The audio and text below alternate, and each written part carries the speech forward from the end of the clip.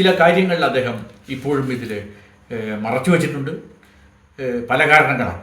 അതെന്താണെന്നുള്ളത് ഈ പുസ്തകം വായിക്കുമ്പോൾ നമുക്ക് മനസ്സിലാക്കാൻ സാധിക്കും. ഇതിൻ്റെ തുടക്കത്തിലുള്ള കുറിപ്പ് എഴുതിയിരിക്കുന്നത് നമ്മുടെ മലയാളത്തിൻ്റെ തെന്നിന്ത്യയുടെ തന്നെ പ്രിയങ്കരിയായ നടി ഭാവനയാണ്. എന്തുകൊണ്ടാണ് എന്നുള്ളത് ഞാൻ പറയാത്തതിന് നിങ്ങൾക്കറിയാം. ഈ നടി ആക്രമിക്കപ്പെട്ട ഇത് മുതൽക്കുള്ള മിക്കവാറും എല്ലാ കാര്യങ്ങളും തന്നെ പുറത്തു വരുന്ന സത്യം, ആ യാത്രയിൽ ഒളിച്ചിരുന്നത് വൻചതി, അതായത് അന്ന് അവിടെ നടന്നിട്ടുള്ള ആ യാത്രയിൽ ഈ സിനിമയുടെ ഹണീബി എന്ന സിനിമയുടെ ഡബ്ബിങ്ങിന് വേണ്ടിയിട്ട് തൃശ്ശൂരിൽ നിന്ന് വീട്ടിൽ നിന്ന് നടി എറണാകുളത്തേക്ക് പോകുമ്പോഴാണ് ഈ ആക്രമണം ഉണ്ടായത്. പ്രിയമുള്ളവരെ, സിനിമാളിൻ്റെ ഈ ലക്കത്തിൽ മലയാളത്തിലെ സിനിമാ വ്യവസായവുമായി ബന്ധമുള്ള ഒരു പുതിയ പുസ്തകമാണ് ഞാൻ പരിചയപ്പെടുത്തുന്നത്. DC ബുക്സ് പ്രസിദ്ധീകരിച്ച അവൾക്കൊപ്പം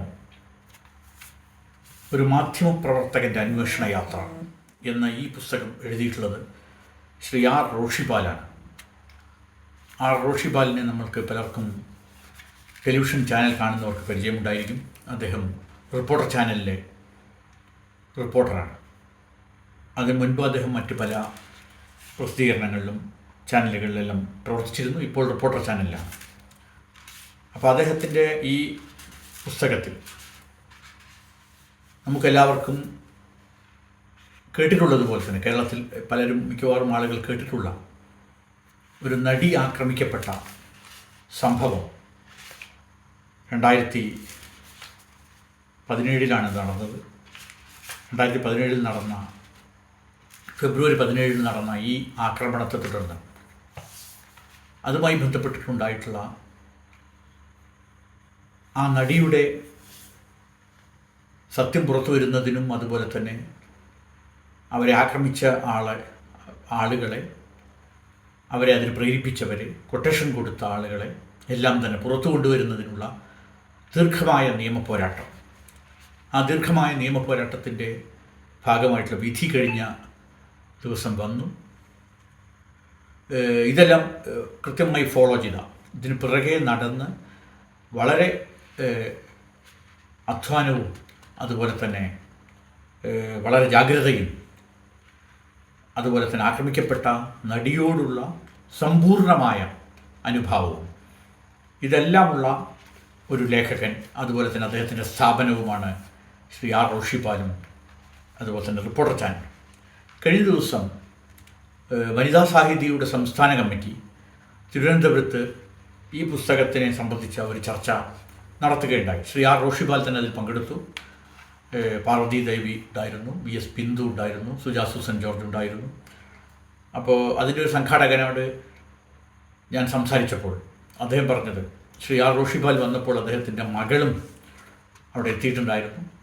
അപ്പോൾ അദ്ദേഹത്തിൻ്റെ മകളും ഭാര്യയും ഒക്കെ തന്നെ അദ്ദേഹത്തിന് എന്തെങ്കിലും സംഭവിക്കുമോ എന്ന ഭീതിയോടുകൂടി അദ്ദേഹം പുറത്തൊക്കെ സഞ്ചരിക്കുമ്പോൾ, ജോലിയുടെ ഭാഗമായിട്ട് പോകുമ്പോൾ അദ്ദേഹത്തിൻ്റെ ക്യാമറാമാൻ മറ്റുള്ളവരൊക്കെ ഉണ്ടാവും, അല്ലാത്ത മറ്റ് പരിപാടികൾക്കൊക്കെ പോകുമ്പോൾ സ്ഥിരമായി പോവുകയാണ്. ഈ പുസ്തകത്തിലും പറയുന്നുണ്ട്.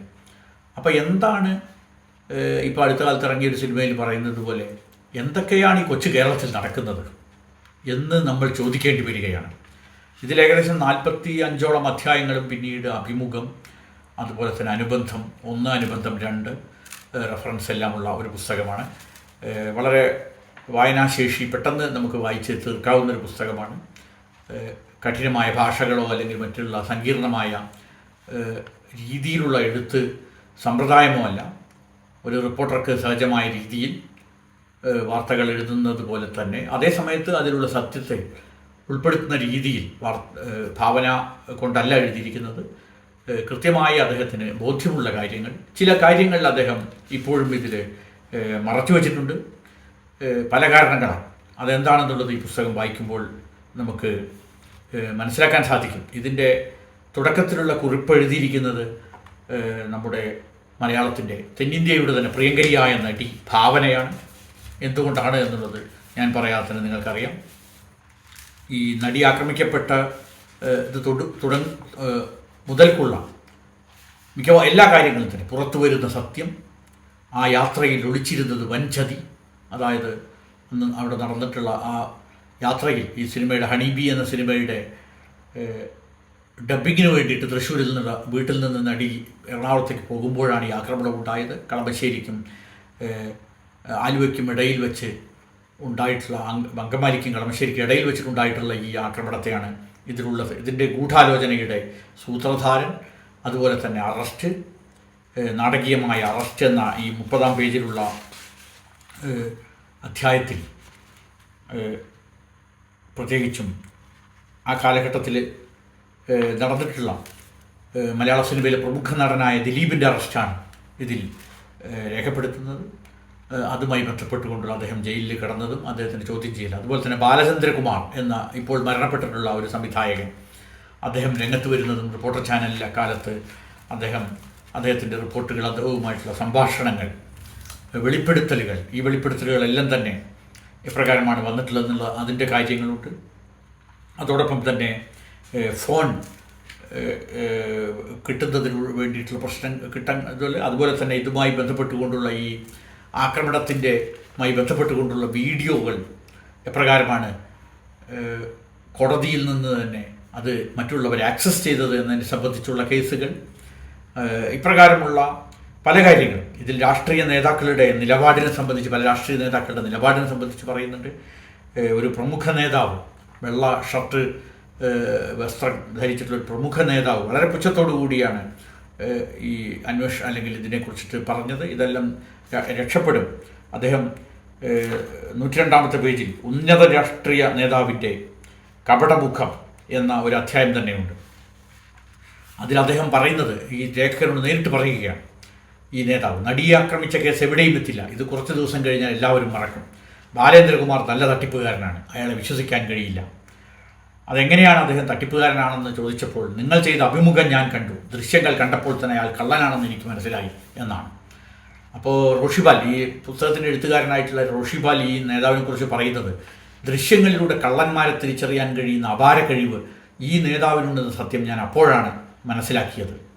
ഈ പ്രമുഖൻ്റെ പേര്, തൽക്കാലം ഈ പ്രമുഖൻ്റെ പേര് ഞാൻ വെളിപ്പെടുത്തുന്നില്ല, ഈ മാന്യനെ കാലം തുറന്നു കാട്ടുമെന്നുറപ്പാണ് എന്നാണ് പറയുന്നത്. അപ്പോൾ അപ്രകാരമുള്ള ഒരു നിഗൂഢത, അതല്ലെങ്കിൽ ഒരു ദുരൂഹത ഇതിൽ ഒരു പക്ഷേ നിങ്ങൾക്ക് കാണാൻ കഴിയും.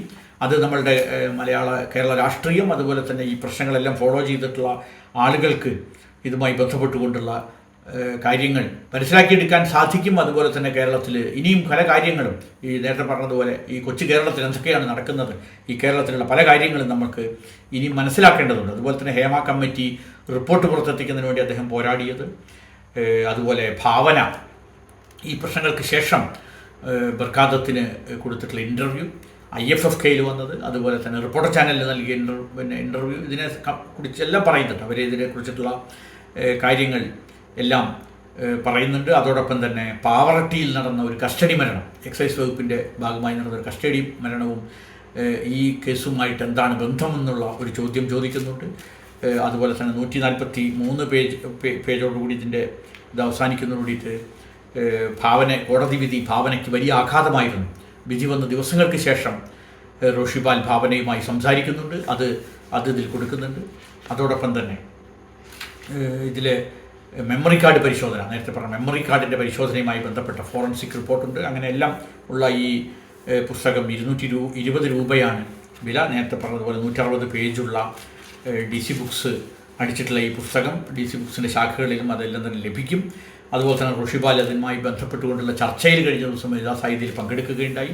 തുടർന്ന് ഇതിൻ്റെ ചർച്ച വിവിധ സ്ഥലങ്ങളിൽ നടത്തണമെന്നാണ് ഞാൻ പുരോഗമന കലാസാഹിത്യ സംഘത്തിൻ്റെ സെക്രട്ടറി എന്നുള്ള രീതിയിലും കേരളത്തിലെ ഒരു സാംസ്കാരിക പ്രവർത്തകൻ എന്നുള്ള രീതിയിലും ആലോചിക്കുന്നത്. മറ്റ് സുഹൃത്തുക്കളും അതുമായി ബന്ധപ്പെട്ടുകൊണ്ട് ആ ആലോചനയിലും ഈ സംഘാടനത്തിലും പങ്കെടുക്കും എന്നാണ് കരുതപ്പെടുന്നത്. അപ്പോൾ ഈ യാത്രയിൽ, ഈ ഒരു സത്യാന്വേഷണത്തിന് വേണ്ടിയുള്ള ഈ യാത്രയിൽ, അതുപോലെ തന്നെ നിഗൂഢമായി പ്രവർത്തിക്കുന്ന അല്ലെങ്കിൽ മറ്റ് കുറ്റകൃത്യങ്ങൾ ചെയ്യുന്ന, സിനിമയിൽ വലിയ ധാർമ്മികതയൊക്കെ പറയുകയും ഇത്തരത്തിലുള്ള കുറ്റകൃത്യങ്ങളിൽ ഏർപ്പെടുകയും ചെയ്യുന്നവരുടെ പൊയ്മുഖം, അവരെ സംരക്ഷിക്കുന്ന രാഷ്ട്രീയ നേതാക്കളുടെ പൊയ്മുഖം എല്ലാം തന്നെ വലിച്ചു കീറുന്ന ഈ പുസ്തകം എഴുതിയ അത് പുസ്തകം എഴുതിയെന്നുള്ളതല്ല, അതിനു വേണ്ടിയിട്ടുള്ള ഈ ഒരു അന്വേഷണം, പത്രപ്രവർത്തക അന്വേഷണം നടത്തിയ ശ്രീ R. റോഷിപാലിനും അദ്ദേഹത്തിൻ്റെ ചാനലായിട്ടുള്ള റിപ്പോർട്ടർ ചാനലിനും അതുപോലെ തന്നെ ഈ പുസ്തകം അച്ചടിച്ച DC ബുക്സിനും അഭിവാദനങ്ങൾ നേർന്നുകൊണ്ട് ഈ എപ്പിസോഡ് അവസാനിപ്പിക്കുന്നു. അഭിവാദനങ്ങൾ.